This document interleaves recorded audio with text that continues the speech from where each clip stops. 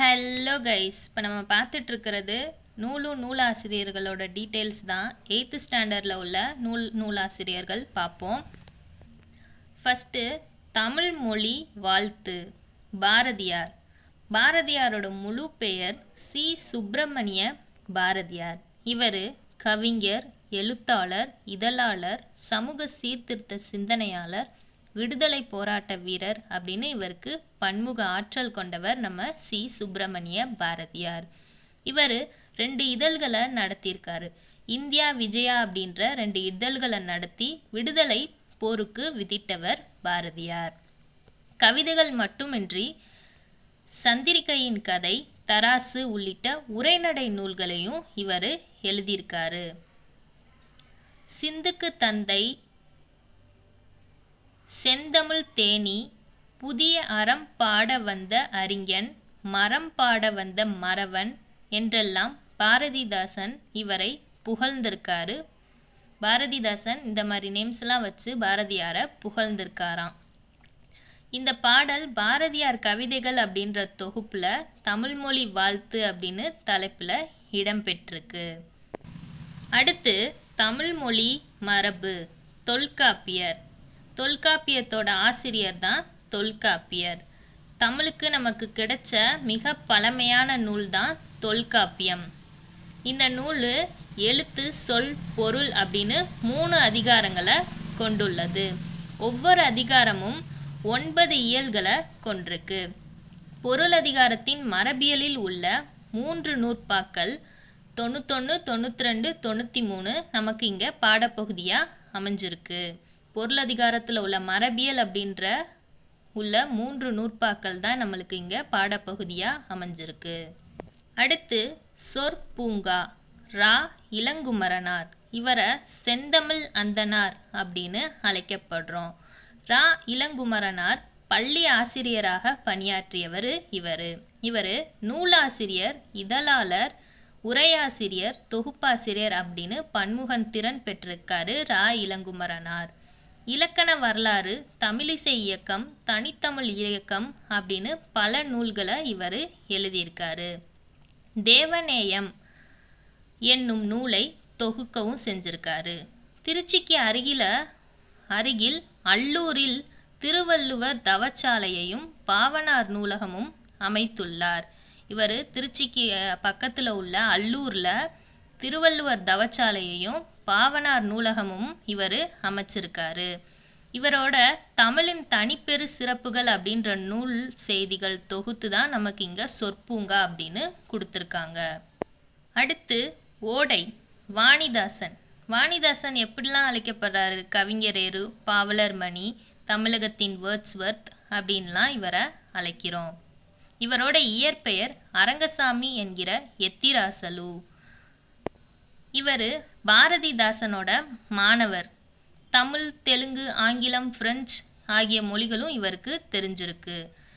இவரை கவிஞரேறு, பாவலர் மணி, தமிழகத்தின் வேர்ட்ஸ்வர்த் அப்படின்லாம் நம்ம புகழப்படுறோம். இவருக்கு தமிழக அரசு செவ்வாலியார் விருது வழங்கியிருக்காங்க. தமிழச்சி, கொடிமுல்லை, தொடுவானம், எழிலோவியம், குழந்தை இலக்கியம் இதெல்லாம் இவரோட நூல்கள். அடுத்து கோணகாத்து பாட்டு. வெங்கம்பூர் சாமிநாதன். அடுத்து நிலம் பொது. பக்தவத்சல பாரதி எழுதிய தமிழக பழங்குடிகள் என்னும் நூலிலிருந்து எடுத்து தரப்பட்டுள்ளது. அடுத்து வெட்டுக்கிளியும் சருகுமானும். மணிஷ் சாண்டி, மாதுரி ரமேஷ். இவங்க 2 பேரும் காடர்களின் கதைகள் அப்படின்றத இவங்க 2 பேரும் எழுதியிருக்காங்க. வா. கீதா யானையோடு பேசுதல் என்னும் தலைப்பில் தமிழாக்கம் செஞ்சுருக்காங்க. காடர்களின் கதைகள் இருக்கிறதுல ஒரு பகுதி தான் வெட்டுக்கிளியும் சருகுமானும் அப்படின்னு நம்மளுக்கு பாடப்பகுதியில் கொடுத்துருக்காங்க. அடுத்து நோயும் மருந்தும். எழுதினவரோட ஆசிரியர் பெயர் தெரியலை. நீலகேசியை தான் நம்மளுக்கு நோயும் மருந்தும் அப்படின்னு கொடுத்துருக்காங்க. நீலகேசி பாடல் தான் இங்கே நம்மளுக்கு இடம்பெற்றிருக்கு. நீலகேசி எழுதினவரோட ஆசிரியர் பெயர் நமக்கு தெரியலை இப்போ வரைக்கும். நீலகேசி காப்பியத்தின் தரும உரை சருக்கத்திலிருந்து 2 பாடல்கள் தான் நமக்கு இங்கே நோயும் மருந்தும் அப்படின்னு கொடுத்துருக்காங்க. அடுத்து வருமுன் காப்போம் கவிமணி தேசிக விநாயகனார். இவரை கவிமணி அப்படின்னு போற்றப்படுறோம். இவர் குமரி மாவட்டம் தேரூரில் பிறந்தவராம். 36 ஆண்டுகள் ஆசிரியராகவே பணியாற்றியிருக்காரு. இவர் என்னென்ன நூல்கள் எழுதியிருக்காருன்னு பார்ப்போமா? ஆசிய ஜோதி, மருமக்கள் வழி மான்மியம், கதர் பிறந்த கதை உள்ளிட்ட பல கவிதை நூல்களை இவர் உமர்கயாம் பாடல்கள் அப்படின்ற மொழிபெயர்ப்பு நூலையும் படைச்சிருக்காரு. மலரும் மாலையும் என்னும் நூலிலிருந்து ஒரு பாடல் தான் நமக்கு இங்கே வருமுன் காப்போம்ன்ற ஹெட்டிங்கில் கொடுத்துருக்காங்க. அடுத்து தலைக்குள் ஓர் உலகம் சுஜாதா. இவரோட இயற்பெயர் ரங்கராஜன். சுஜாதா அப்படின்னா லேடிஸ் கிடையாது, சுஜாதான்ற பேரில் இவர் எழுதியிருக்காரு. இவரோட இயற்பெயர் ரங்கராஜன். இவர் சிறுகதை, புதினங்கள், நாடகங்கள், அறிவியல் புனைக்கதைகள், திரைப்பட கதை, வசனம் அப்படின்னு பல துறையில் இவர் பணியாற்றியிருக்காரு. மின்னணு வாக்கு இயந்திரம் உருவாக்கும் பணியில் இவர் முக்கிய பங்கு ஆற்றியுள்ளார். அதாவது நம்ம ஓட் போடுற ஓட்டிங் மிஷின் இருக்குல்ல, அதில் அதை உருவாக்குற பணியில் இவர் இருந்திருக்காரு.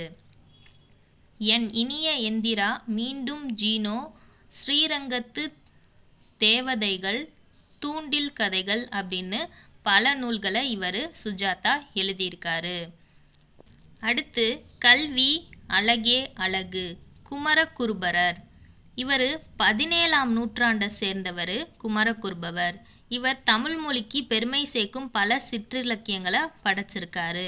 சுந்தர்கலி வெண்பா, கைலை கலம்பகம், சகலகலாவள்ளி மாலை, மீனாட்சியம்மை பிள்ளைத்தமிழ், முத்துக்குமாரசாமி பிள்ளைத்தமிழ் அப்படின்னு பல இதை இவர் படைச்சிருக்காரு.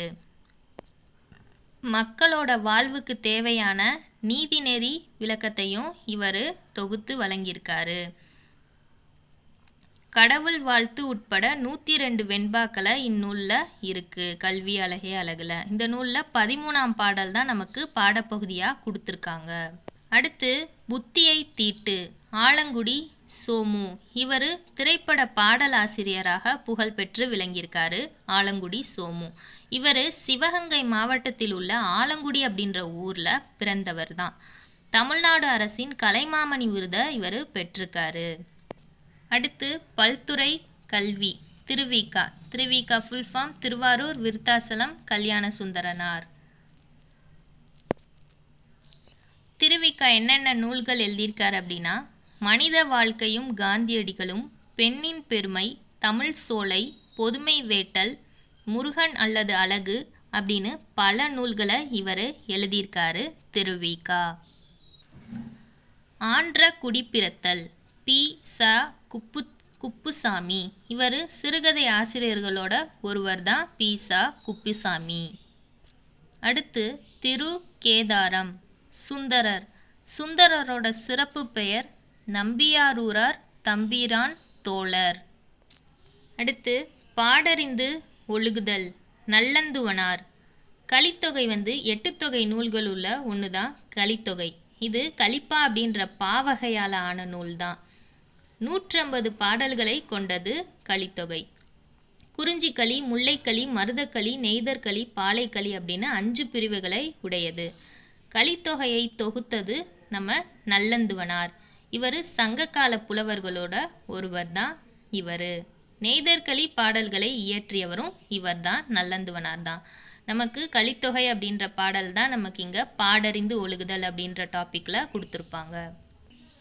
மலை சோறு இதோட பதிப்பாசிரியர் யார் அப்படின்னா ஆ. கௌரன். அடுத்து காலம் உடன் வரும் கன்னிவாடி சீரங்கரையான் சிவகுமார். இந்த சிவகுமார் யார் அப்படின்னா, இவர் எந்த மாவட்டத்தை சேர்ந்தவர்னா கன்னிவாடியில் பிறந்தவர் தான். அதனால தான் இவருக்கு கன்னிவாடி ஸ்ரீரங்கராயன் சிவகுமார், கன்னிவாடி ஸ்ரீரங்கராயன் சிவகுமார் அப்படின்னு அதனால தான் இவருக்கு பேர் வந்திருக்கு, கன்னிவாடியில் பிறந்தனால. இவர் சிறுகதை புதின எழுத்தாளரும் கூட. 150க்கும் மேற்பட்ட சிறுகதைகளை இவர் எழுதியிருக்காரு. சிறந்த நூலுக்கான இலக்கிய சிந்தனை விருதையும் பெற்றவர் தான் இவர் சிவகுமார். கன்னிவாடி, குணச்சித்திரங்கள், உப்புக்கடலை குடிக்கும் பூனை முதலிய நூல்களை இவர் எழுதியிருக்காரு. இவர் எழுதிய சிறுகதைகளோட ஒன்று தான் நமக்கு இங்கே கொடுத்துருக்காங்க. காலம் உடன் வரும் அப்படின்ற டாப்பிக்கில் இவர் எழுதின சிறுகதையில் ஒன்று தான் நம்மளுக்கு இங்கே பாடப்பகுதியாக கொடுத்துருக்காங்க. அடுத்து படை வேளம் செயங்கொண்டார். இவர் தீபங்குடி அப்படின்ற ஊரை சேர்ந்தவர் தான் இந்த செயங்கொண்டார். இவர் முதற் குலோத்துங்க சோழனுடைய அவைக்கள புலவராக இவர் திகழ்ந்திருக்காரு. இவர் பரணிக்கோர் செயங்கொண்டார் அப்படின்னு பலப்பட்டடை சொக்கநாத புலவரால் புகழ்ந்தவர் தான் இவர். கலிங்கத்து பரணி 96 வகை சிற்றிலக்கியங்களுள் ஒன்றான பரணி வகையை சார்ந்த நூல் தான் இது. நம்மளுக்கு தமிழில் முதல்ல எழுந்த பரணி தான் இந்த நூல் தான் பரணி அப்படின்றதாகும். இவரை பற்றி சொல்லணும்னா நிறையா சொல்லலாம். இவரை பரணிக்கோர் செயங்கொண்டார் அப்படின்னு புகழப்படுறாங்க. விடுதலை திருநாள் மீரா. மீராவோட இயற்பெயர் மீ ராசேந்திரன். இவர் கல்லூரி பேராசிரியராக பணியாற்றியவர் தான் மீரா. அன்னம்பீடு தூது என்னும் இதழை இவர் நடத்தியிருக்காரு. இவர் என்னென்ன நூல்கள் எழுதியிருக்காரு? ஊசிகள், குக்கு, 3ம் 6ம், வா இந்த பக்கம் போன்ற பல நூல்களை இவர் எழுதியிருக்காரு. இவர் எழுதின கோடையும் வசந்தம் அப்படின்ற நூல்ல இருந்து ஒரு கவிதை தான் நம்மளுக்கு இங்கே விடுதலை திருநாள் அப்படின்னு கொடுத்துருக்காங்க. அடுத்து ஒன்றே குலம் திருமூலர். இவர் 63 நாயன்மார்களுள் ஒருவராக விளங்கியவர் தான் திருமூலர். அப்புறம் 14 சித்தர்களுள் ஒருவராகவும் இவர் கருதப்படுவார். இவர் இயற்றிய திருமந்திரம் 3000 பாடல்களை கொண்டது. இவர் இயற்றிய திருமந்திரம்ன்ற நூல் 3000 பாடல்களை கொண்டுள்ளது. எனவே இந்நூலை தமிழ் 3000 அப்படின்னு சொல்கிறாங்க. இது 12 திருமுறைகளுள் 10ஆம் திருமுறையாக வைக்கப்பட்டுள்ளதுன்னு சொல்கிறாங்க. அந்த 12 திருமுறைகளுள்ள இது 10வது திருமுறையாக வச்சிருக்காங்க. திருமந்திரம் என்னும் நூலிலிருந்து 2 பாடல்கள் நமக்கு கொடுத்துருக்காங்க பாடப்பகுதியா. அடுத்து மெய்ஞான ஒளி குன்னங்குடி மஸ்தான் சாகிபு. அவரோட இயற்பெயர் சுல்தான் அப்துல் காதர். இவர் இளம் வயதிலே முற்றும் துறந்தவராக வாழ்ந்திருக்காரு. இவர் சதுரகிரி, புறாமலை, நாகமலை முதலிய மலைப்பகுதியில் தவம் இயற்றி ஞானம் பெற்றார். இந்த மலைகள்லாம் இவர் போய் தவம் இருந்து ஒரு ஞானம் பெற்றிருக்காரு. எக்கால கன்னி, மனோன்மணி கன்னி, நந்தீசுவர கன்னி அப்படின்ற நூல்கள் எல்லாம் இவர் குன்னங்குடி மஸ்தான் சாகிப் அவர்கள் எழுதியிருக்காரு. நம்ம பாடப்பகுதியில் குன்னக்குடியார் பாடற்கோவை அப்படின்னு தொகுப்பில் எடுத்துரைக்கப்பட்டது. மனித எந்திரம் சிறுகதை மன்னன் என்று போற்றப்படும் புதுமை பித்தன் அவர்கள் தான் எழுதியிருக்காரு மனித எந்திரம். இவரோட இயற்பெயர் என்னன்னா சோ விருத்தாசலம். இவரை சிறுகதை மன்னன் அப்படின்னு புகழ்கிறோம். அடுத்து உயிர் குணங்கள் இறையரசன். இறையரசனோட இயற்பெயர் என்ன? சேசுராசா. இவர் கல்லூரி ஒன்றில் தமிழ் பேராசிரியராக பணிபுரிஞ்சிருக்காரு. ஆண்டாள் இயற்றிய திருப்பாவியை தழுவி கன்னிப்பாவை அப்படின்ற நூலை இவர் எழுதியிருக்காரு. அந்த நூல்ல இருந்து ஒரு பாடல் தான் நமக்கு இங்கே பாடப்பகுதியாக கொடுத்துருக்காங்க. அடுத்து இளைய தோழனுக்கு மு மேத்தா. இவர் வானம்பாடி இயக்க கவிஞர்களோட ஒருவர் தான் மு மேத்தா. புதுக்கவிதை பரவலாகிய முன்னோடிகளுள்ள ஒருவராகவும் இவரை போற்றுறாங்க. இவர் என்னென்ன நூல்களை எழுதியிருக்காரு? கண்ணீர் பூக்கள், ஊர்வலம், சோழநிலா, மகுடநிலா அப்படின்ற பல நூல்களையும் திரையிசை பாடல்களையும் இவர் மு மேத்தா எழுதியிருக்காரு. கல்லூரி பேராசிரியராக பணியாற்றி ஓய்வு பெற்றவரும் இவரே. இவர் எழுதிய ஆகாயத்துக்கு அடுத்த வீடு அப்படின்ற புது கவிதை நூலுக்கு சாகித்ய அகாடமி விருது வழங்கப்பட்டிருக்கு. அடுத்து பால் மணம். கோமகளின் இயற்பெயர் ராஜலட்சுமி. இவங்க சிறுகதைகள், புதினங்கள், குறும்புதினங்கள், வானொலி, தொலைக்காட்சி நாடகங்கள் அப்படின்னு பலவற்றை இவங்க எழுதியிருக்காங்க ராஜலட்சுமி. இவரோட அன்னை பூமி அப்படின்ற புதினத்துக்கு தமிழ்நாடு அரசோட விருது பெற்றிருக்காங்க. தஞ்சை தமிழ் பல்கலைக்கழகத்தோட தமிழ் அன்னை விருதினையும் இவங்க பெற்றிருக்காங்க. உயிரமுதாய், நிலாக்கால நட்சத்திரங்கள், அன்பின் சிதறல் அப்படின்ற பல நூல்களையும் இவங்க ராஜலட்சுமி எழுதியிருக்காங்க. பால்மணம் என்னும் இக்கதை வெண்ணிலா தொகுத்த மீதமிருக்கும் சொற்கள் என்னும் நூல்ல இருந்து நமக்கு இங்கே எடுத்து கொடுத்துருக்காங்க. இதோட 8th ஸ்டாண்டர்டில் உள்ள நூலாசிரியரும் முடிஞ்சு. நெக்ஸ்ட் வீடியோவில் 9th ஸ்டாண்டர்ட் பார்க்கலாம். இந்த வீடியோ உங்களுக்கு பிடிச்சிருந்துச்சுன்னா லைக் பண்ணி ஷேர் பண்ணி சப்போர்ட் பண்ணுங்கள். தேங்க்ஸ் ஃபார் வாட்சிங்.